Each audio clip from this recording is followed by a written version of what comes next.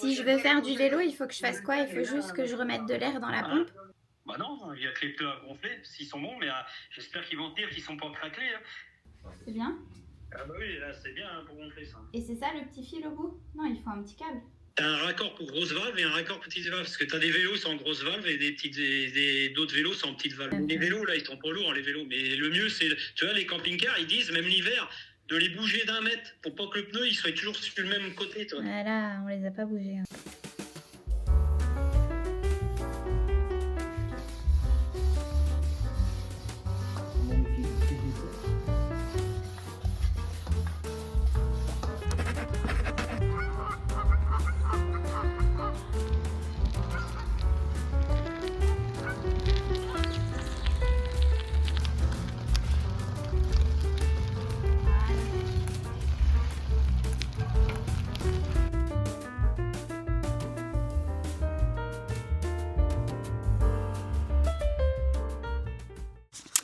Ok, le vlog. Retour d'expérience vélo.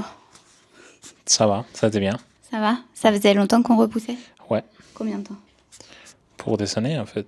Ce matin, on a refait. Ça faisait bien 5 ans qu'on n'avait pas fait de vélo. Mon père, il nous les a déposés dans le keller, dans le sous-sol, et on les avait jamais utilisés. Donc là, on les a repompés un peu. Malheureusement, mon pneu, il est tout craqué. Donc il va falloir que je le répare. Un tutoriel un peu, non? Ou alors, on attend que mon père arrive dans 2 semaines. Ah ouais, ça, tu peux faire. Tu dis, c'est pas mal. Papy, on achète le truc. Papy. Papa, papapi. Papapi, vous disiez papapi? Vous dites pas, vous dites non. Papa? Non, c'est papa. Pourquoi? On va continuer le vélo. Par contre, ce matin, on a fait dans le parc. C'était trop bien parce que déjà, il fait froid, donc il n'y avait personne. C'était trop facile. Tu peux aller à la vitesse que tu veux et tout. Mais aller dans la ville, ça va être une autre étape. Mais je ferai ça après notre voyage. Pas tout de suite. Mollo, tranquillou pilou. Et pour aller en dehors du parc, je mettrai un casque. Parce que là, j'ai trop peur en ville. Il y a des vélos dans tous les sens.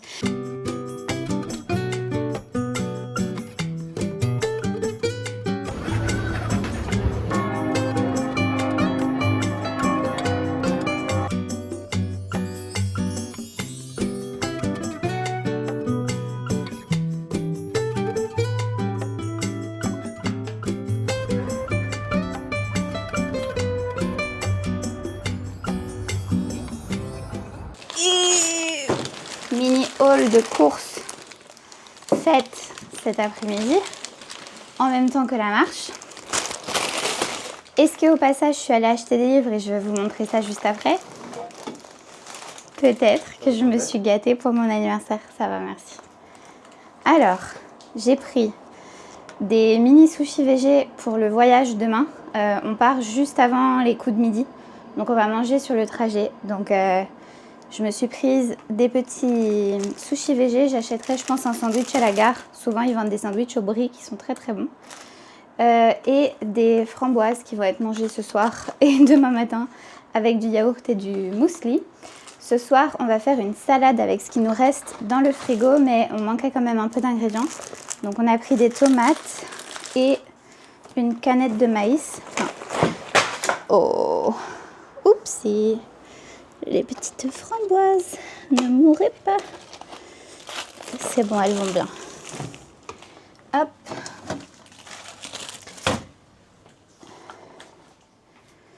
Du coup, pour la salade ce soir, on a pris du maïs et comme ça, on en aura pour notre retour.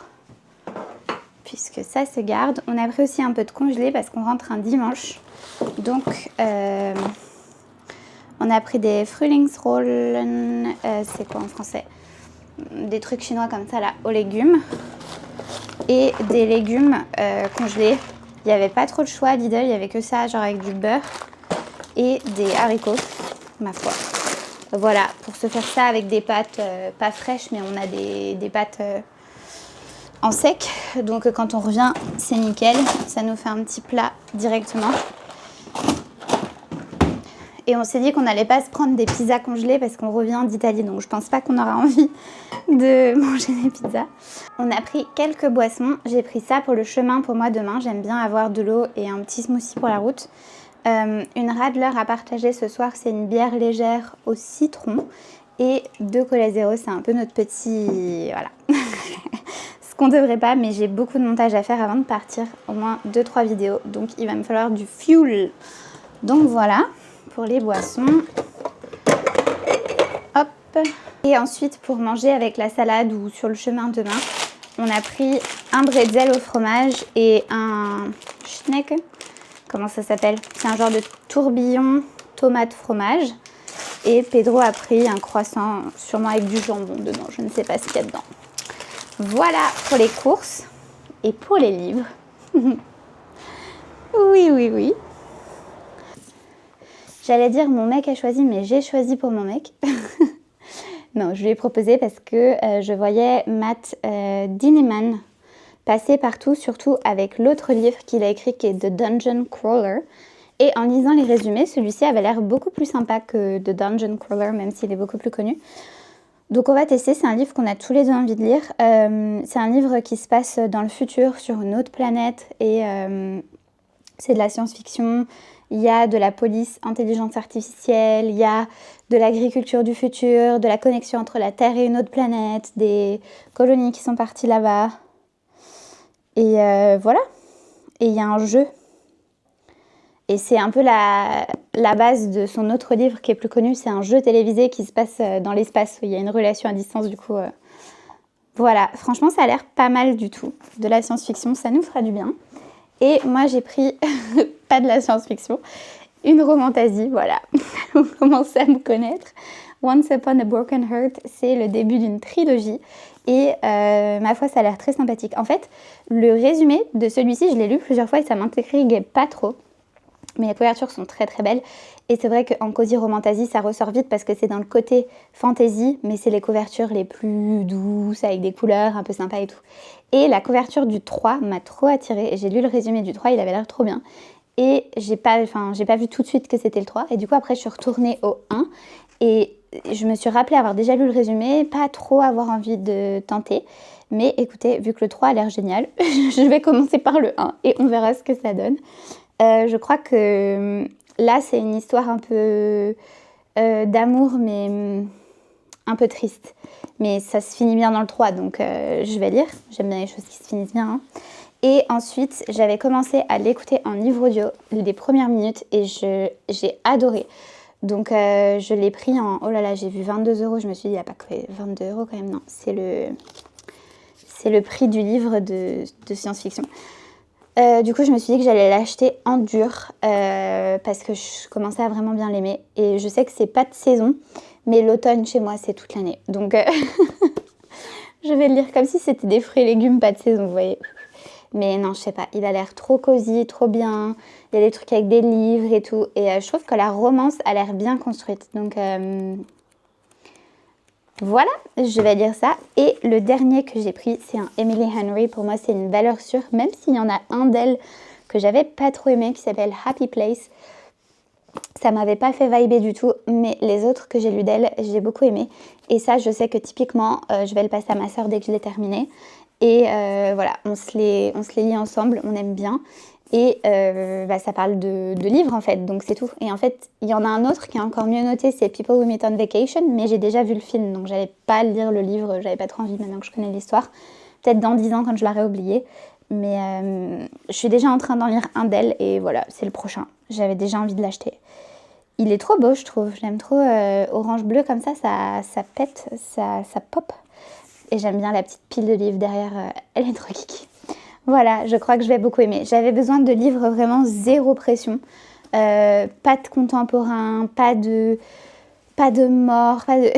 voilà, que des trucs vraiment, mais ultimate, cozy. Et je crois que j'ai tapé dans le mille, hein, franchement, avec ces trois-là, on est pas mal. Donc voilà, on est presque prêt à partir en vacances. Il nous reste à faire les valises. Et franchement, les amis, s'il y a une chose que je déteste dans ce bas monde, c'est faire des valises. Gros problème de riche. Je suis vraiment une grosse méchante de dire ça parce que c'est pour aller en vacances, quoi. Et c'est un privilège ultime. Mais c'est vrai que le moment de la valise, oh là là, qu'est-ce que ça me prend la tête. J'ai une flemme monumentale, mais je vais la faire. Mais juste avant de faire la valise, on va faire l'avant-dernier segment de ce vlog. Et ensuite, je me filmerai en train de faire la valise, mais sûrement sans parler. Et l'avant-dernier segment de ce vlog, l'avant-dernier segment que je vous fais avant de partir fêter mes 30 ans loin de chez moi, c'est une liste de tout ce que je laisse derrière moi. Donc j'ai fait une liste des choses que je ne veux pas prendre dans les valises de ma trentaine. Voilà comment s'appelle la liste. Et je vous la lis parce que j'ai trouvé ça intéressant et je me suis dit que s'il y en a qui ont des anniversaires à venir, qui ont des choses à laisser, ou même qui partent en voyage, en vacances, qui déménagent et qui veulent ne pas prendre certaines choses dans leur valise et dans leur carton, faites votre liste. Ça peut aider. Je ne sais pas pourquoi, mais moi ça m'a fait du bien de les écrire et de me dire je les prends pas et de me rendre compte de tout ce que j'avais pu apprendre et comprendre et que je suis capable maintenant de laisser derrière. Alors c'est des choses qui sont acquises ou en fin de cours d'acquisition, mais voilà, je vous lis la liste. Donc, les disputes inutiles et toxiques, on laisse derrière, c'est fini. Maintenant, on est assez mature pour avancer rapidement et éviter les disputes inutiles et toxiques. Je ne dis pas qu'il ne devrait jamais y en avoir, des fois ça fait du bien, mais il faut que ce soit un minimum constructif. Hein. Tout ce qui est vraiment jalousie de base, ce genre de choses, on laisse derrière, on est d'accord. Voilà. Me plaindre des heures. Ça, vraiment, c'est une plaie de ma vingtaine. Faut arrêter. Je me plains beaucoup trop à mon mec de toutes les choses de la vie, de la moindre contrariété que je peux avoir au travail, de quelqu'un qui me double dans la rue, qui m'a pas... Oh là là, faut arrêter de se plaindre des heures et des heures. C'est quelque chose qui m'a coûté d'arrêter de me plaindre, ça a été difficile. Je crois que les Français, on se plaint beaucoup, c'est beaucoup dans la culture. Et voilà, moi j'ai décidé d'arrêter de me plaindre toute la journée, toute la sainte journée, c'est plus possible. Et un exercice que je fais beaucoup quand je commence à me plaindre trop, c'est que je dis à mon mec, vas-y 5 minutes, on met un timer, 5-10 minutes, je sors tout ce que j'ai à sortir et on passe à autre chose. Ou alors je l'écris aussi et ça me fait beaucoup de bien. Et lui, il fait pareil, quand il rentre du boulot, sale journée ou quoi, hop, un timer de 5 minutes, il crie tout ce qu'il a envie de crier, tout ce qu'il a envie de se plaindre, et après on passe à autre chose. Parce qu'on ne peut pas rester dans des cycles comme ça, il faut avancer. Il faut être heureux déjà de ce qu'on a aussi et reconnaissant. Donc voilà, gros travail, hein. En fin de cours d'acquisition, j'ai envie de dire. Pas le pire, mais ouais. La mentalité de foutu pour foutu. Alors ça, c'est en cours d'acquisition également, mais... c'est mieux ces dernières semaines. La mentalité de foutu pour foutu et se dire d'attendre le prochain lundi, le début du mois, le début d'année, parce que là c'est foutu, j'ai craqué, donc le challenge est raté, tout est raté, nanana. Non, on peut recommencer l'heure suivante, l'après-midi suivant. On n'a pas besoin d'attendre le début d'une journée, le début d'une semaine, le début d'un mois ou d'une année. Et j'étais beaucoup dans cette manière de fonctionner et ça m'a coûté beaucoup de temps. Et peut-être d'argent parce que j'étais aussi dans le foutu pour le shopping, donc ça m'a coûté cher cette histoire de foutu pour foutu. Je pense que non, je sais pas si c'est parce que j'ai regardé beaucoup de films qui romançaient un peu ces femmes qui galèrent et qui se disent bon allez, je sais pas, vous voyez Bridget Jones, Fleabag, beaucoup de mes héroïnes étaient un peu foutues pour foutu, vous voyez, et faut pas, non, avec grande pincette à prendre ce foutu pour foutu, donc c'est non. Exemple tout simple, hier j'ai craqué, j'ai mangé une pizza le soir. Et alors, aujourd'hui je peux recommencer à faire du sport direct. Fut un temps, si j'avais commencé un challenge sportif ou alimentaire et que j'avais craqué une soirée, j'aurais dit c'est bon, c'est fini, j'arrête là. Au lieu de faire 75 jours, j'en ai fait 3, c'est fini, c'est foutu, donc on arrête. Non, là c'était un vendredi soir, j'aurais dit bon, je reprends le régime ou la diète, enfin ce que vous voulez le lundi. Mais non en fait, c'est pas possible. Dès le lendemain, on peut se reprendre. Et puis, c'est même pas vraiment foutu parce que c'est ok des fois de se faire plaisir en fait. Donc vraiment, voilà, on arrête le foutu pour foutu. Et ça, avec tout, hein, l'alimentation, le sport, le travail, c'est quelque chose que je veux vraiment laisser derrière. Et c'est en bon cours d'acquisition. J'ai envie de me mettre un bon petit B+ pour ce, pour ce truc. La honte du regard des autres, ça vraiment on laisse derrière. Et je crois que ça... le passage à la trentaine, c'est la ligne que je passe pour dire c'est vraiment derrière moi et c'est fini cette histoire. Me lancer sur YouTube, déjà ça m'a débloqué des chakras, je peux même pas vous dire à quel point que maintenant je m'en fous. Mais la phrase dont je fais que de me rappeler, c'est on est une poussière dans l'univers, mais vraiment, mais prenez 2 secondes de recul, voyez l'univers, les planètes bouger autour de vous, les trucs. Mais qu'est-ce qu'on s'en fout ? Des fois, on se fait peur, mais c'est normal quand on grandit et quand on entre dans la vingtaine, on a nos premiers jobs et on se dit mais c'est tellement la honte, tous mes collègues vont se rappeler ça et tout. 3 ans plus tard, vous savez même plus leur prénom, les amis. Genre vraiment, mais 2 semaines plus tard parfois. Qu'est-ce qu'on s'en fout ? Ah non, c'est fini. Le regard des autres et tout, c'est fini. Il faut assumer que les gens ont du bien et du positif à dire aussi. Hein. c'est important. Tout le monde, la plupart des gens s'en foutent déjà de vous. Ils passent pas tant de temps que ça à penser à vous, à penser des choses mauvaises de vous. Et au pire, si la pensée leur traverse l'esprit une seconde, après elle s'en va et c'est fini, quoi. Donc non, on s'en fout. Et puis, il y a aussi beaucoup de gens qui pensent du bien et qui ne le disent pas.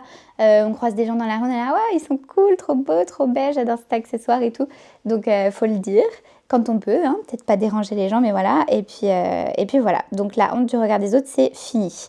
Ah ouais, un autre gros truc, une grosse valise là que je dépose là, pas dans mon appart, non même pas, je la dépose loin. Je vais la déposer en Italie dans la mer, elle va partir comme ça. C'est les doutes, faut arrêter.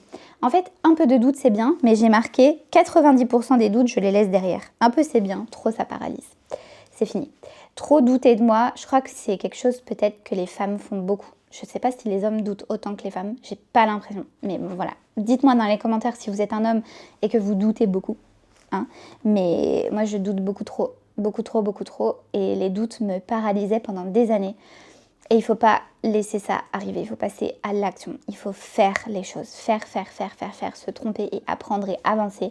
Donc je laisse un gros paquet de 90% de doutes, je les laisse dans ma vingtaine. Arrivederci. Je ne sais pas si ça veut dire quelque chose, mais adieu les doutes, on les laisse derrière. La culpabilité, savoir que je fais de mon mieux dans cette vie et c'est tout. La culpabilité, ça c'est peut-être le truc où je suis le plus en cours d'acquisition. Ne pas se sentir coupable, ouais, c'est difficile. D'erreurs qu'on a pu faire, de la manière dont on a fait certaines choses, de vivre loin de la famille, énorme culpabilité. Ouais, tout ce genre de choses. Et en fait, on fait du mieux qu'on peut dans la vie et c'est tout. Et donc, si tous les soirs on se couche et on se dit, vas-y, j'ai fait du mieux que j'ai pu, c'est bon, petit bisou sur le front et on se couche tranquille. Ouais, il faut pas se sentir coupable de vivre sa vie en fait. Et ça, je crois que, alors en tant que grande sœur, en tant que fille, en tant que copine, en tant que tout, c'est une énorme pression. J'imagine les parents, enfin, je peux même pas imaginer, voilà, la culpabilité que les parents peuvent ressentir parfois en faisant les choses, c'est très dur. Donc, pas se sentir coupable de vivre sa propre vie. Et de prendre des décisions parfois pour soi et pour du temps pour soi et pour de l'énergie pour soi, c'est important. Mais gros travail en cours, mais j'ai envie de laisser ça dans ma vingtaine. Ça, c'est vraiment quelque chose que j'ai pas envie de prendre avec moi. Et j'ai envie que vraiment de mes 30 à mes 40 ans, ce soit une dizaine d'années pour Bibi, pour moi. Parce que plus tard, je prendrai soin de mes parents, etc. Je ferai ce qu'il y a à faire. Mais là, c'est pour moi. 10 ans, je pense qu'à ma gueule, d'accord ? Et ça commence par un voyage pour moi. J'ai décidé de ne pas fêter ça avec les autres cette année. J'ai décidé de faire le voyage de mes rêves. Bon, alors pas que moi, avec mon copain, on a décidé ensemble et tout, mais de passer du temps avec mon amoureux, que pour moi, toute seule sur la plage à boire une margarita. Vraiment, c'est royal. Et je ne peux pas commencer ma trentaine d'une meilleure manière. Donc voilà, la culpabilité, on la laisse derrière. Si vous aviez besoin d'entendre ça, sachez que j'ai beaucoup eu besoin d'entendre ce message. Donc voilà, je vous l'offre aussi, prenez-le pour vous et prenez la permission de laisser la culpabilité loin derrière et de vivre pour vous et de prendre du temps pour vous et des décisions pour vous. C'est important. On n'est qu'une fois sur cette terre et on est là tout seul pour nous-mêmes, vous voyez. Les regrets ou la jalousie, car je n'ai pas terminé mes études, c'est enterré. J'ai pris d'autres chemins créatifs, je continue d'apprendre, j'ai accepté. Ouais, ça a été un énorme travail de ma vingtaine, d'accepter de ne pas avoir terminé mes études pour des raisons notamment financières. Ça a été très difficile pour moi, une énorme honte, mais même difficile juste d'accepter que c'était fini, que j'allais pas reprendre, que je pouvais pas, que si, que ça. Enfin, ça a été un gros truc. Et le travail a été fait. Je sais pas quand s'est fait le déclic exactement, mais je pense qu'il y a 2-3 ans, ça s'est fait. Et ça a été une valise qui s'est déposée et qui m'a laisser repartir, laisser respirer et pouvoir me concentrer sur l'avenir et continuer d'avancer parce que on va pas rester bloqué sur des regrets et des jalousies de se dire il y en a qui l'ont eu plus facile. Non, on s'en fout en fait. C'est pas, t'as qu'une vie donc maintenant c'est là et voilà, faut avancer en fait. Et peut-être que c'était pour les meilleures des raisons du monde et que j'ai appris tout un tas de choses différentes sur mon chemin et que c'est ce dont j'avais besoin. Donc maintenant, je suis un peu plus capable de voir ça. Mais c'est vrai que voilà, quand j'étais dans le dur du dur, c'était compliqué. Mais ouais, pas de regret à ce niveau-là.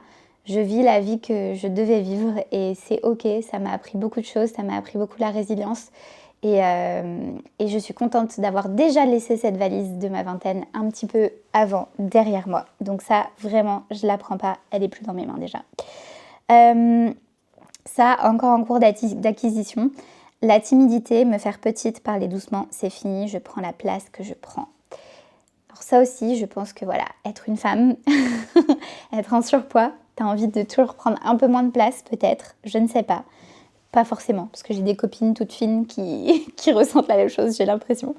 Mais ouais, c'est fini. J'en ai marre de parler tout doucement, de pas essayer de prendre de place, d'essayer d'être toujours ultra polie, toujours concentrée sur les autres, comment ils se ressentent, comment ils se sentent, être sûr que tout le monde va bien. Et non, en fait, c'est pas mon job de me plier pour la terre entière.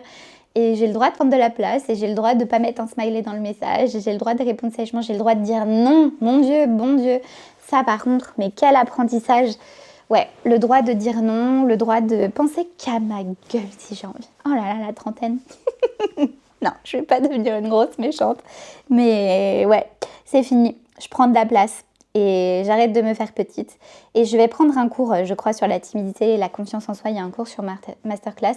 J'ai très envie de le prendre et je vous dirai ce que j'apprends dedans. Parce que ça, c'est un peu en cours quand même, on va dire. Mais je laisse le fait de m'excuser toutes les 5 minutes d'être là, quoi, derrière moi.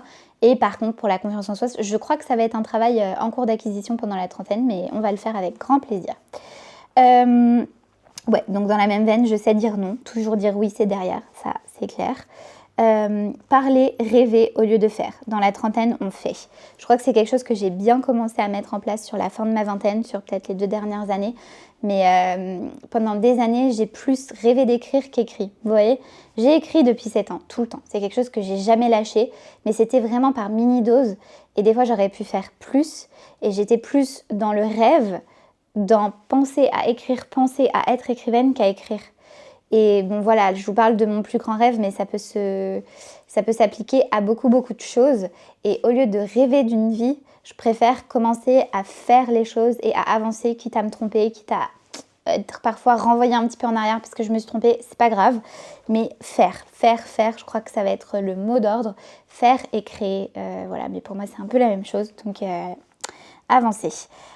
Tourner en spirale dans les peurs et les problèmes. Si ça ne va pas, j'écris ou je vais voir un psy. Il y a un moment, c'est bon. On connaît les solutions aux choses. Faut arrêter de spiraler comme ça en boucle et en boucle et en boucle sur un problème, une peur, un incident, peu importe. C'est fini. On arrête. Ça va un peu avec le début de ce que j'ai dit, mais voilà. J'ai des solutions, je les connais. Écrire dans mon journal, ça me fait du bien. Et si vraiment c'est quelque chose qui passe pas, allez voir un psy. Et c'est tout. Et on continue. Voilà tout ce que je laisse, toutes les petites valises que je dépose. J'espère que voilà, ma vingtaine m'aura appris tout ça. J'en suis fière d'avoir compris toutes ces leçons. Je pense que je suis pas prête pour celles qui vont arriver dans la trentaine. Il va y en avoir des folles aussi. Écoutez, c'est ça la vie. On verra au fur et à mesure quand elles arrivent. J'espère qu'il y en a qui vous ont inspiré, que ça vous donne des idées de choses que vous avez envie de laisser derrière. Et voilà, sur ce, je vais préparer ma valise très bientôt. Je vous filmerai quelques extraits et on se reparle en Italie peut-être bien. Oh, je sais pas là les prochaines vidéos que je vais faire. Je sais pas quels seront les thèmes, si c'est des vlogs, si c'est des petites vidéos sur un sujet particulier. Donc on verra ça ensemble, on va découvrir, c'est la surprise. Il reste encore à partir d'aujourd'hui 8 vidéos normalement. Donc voilà, j'ai trop hâte de voir avec vous ce que ça va être.